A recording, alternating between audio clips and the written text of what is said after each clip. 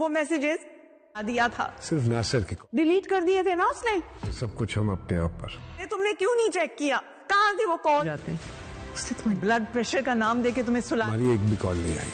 बिस्मिल की अगली एपिसोड में आप देखने वाले हैं कि मासूमा का पोल खुलने वाला है। होगा कुछ यूँ कि रिहाम के साथ टीटी अपना टूटा हुआ रिश्ता बनाने की कोशिश करेगा और रिहाम बार बार टीटी को अपने बेटे मूसा का कातिल करार देगी। कहेगी कि अगर वो उस दिन एक मर्तबा उनकी बात सुन लेता और शादी की तकरीब में आ जाता तो उसका बेटा आज जिंदा होता। यहाँ पर टीटी उसको ये बताएगा कि उस दिन तो कोई कॉल्स नहीं आई थी, बल्कि सिर्फ और सिर्फ नासिर की कॉल्स आई थी। टीटी ये भी बताएगा कि उसकी तबीयत ठीक नहीं थी, इसलिए वो नींद की गोलियां खा के सो गया था। जिस पर रिहाम उसको बताएगी कि उसने बार बार लगातार कॉल्स की थी, लेकिन शायद वो सारी कॉल्स मासूमा ने डिलीट कर दी, जिसकी वजह से टीटी को पता ही नहीं चल सका कि कितनी बड़ी क़यामत बर्पा हो चुकी है। हम यहाँ पर टीटी को ये भी कहेगी कि न सिर्फ वो बल्कि मासूमा भी उसके बेटे के कत्ल के जिम्मेदार हैं। टीटी रिहाम की इस बात को यकदम से तो नहीं मानेगा, लेकिन उसके दिल में शक जरूर पैदा हो जाएगा। पहले पहल तो यही समझेगा कि रिहाम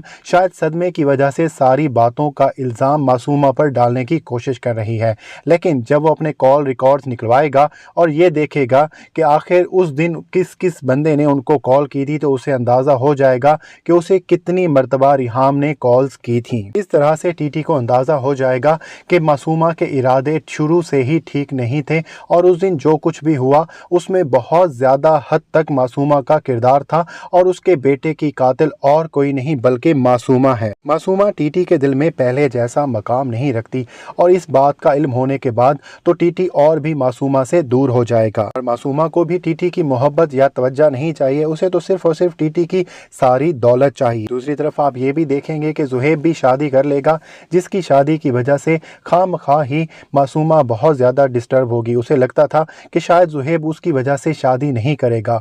वो बार बार यही कहेगी कि मर्द तो सारे ही बेवफा होते हैं और बस मोहब्बत का दावा ही कर सकते हैं। मासूमा ऑफिस में जाकर टीटी से अपना किया गया वादा नहीं निभाएगी, वो ऑफिस के डेकोरम का ख्याल नहीं रखेगी, वो वहाँ पर भी टीटी की बहुत ज़्यादा रिस्पेक्ट नहीं करने वाली, बल्कि सब पर यही रोब झाड़ेगी कि वो टीटी की बीवी है, यानी कि उन सब की बॉस है। टीटी भी मासूमा की ये सारी बदतमीज़ियाँ और गलतियाँ नज़रअंदाज करता रहेगा, क्योंकि वो यही चाहता है कि किसी तरह से उसका होने वाला बच्चा खैर आफियत से इस दुनिया में आ जाए। लेकिन जब ये बात वाज़ेह हो जाएगी कि किस तरह से मासूमा ने बड़ी चालाकी से उस दिन टीटी को अपनी फैमिली से दूर रखा और उसकी फैमिली बहुत ज़्यादा मुश्किल में घिर गई और इन सारी मुश्किलों के प्रेशर की वजह से मूसा खुदकुशी करने पर मजबूर हो गया, तो उसके बाद तो टीटी मासूमा या उसके बच्चे की शक्ल तक भी देखना पसंद नहीं करेगा। और इस ड्रामे की एंडिंग बहुत ही ज़्यादा इमोशनल और दुखी होने वाली है। तो नाजरीन, ये थी आज की वीडियो।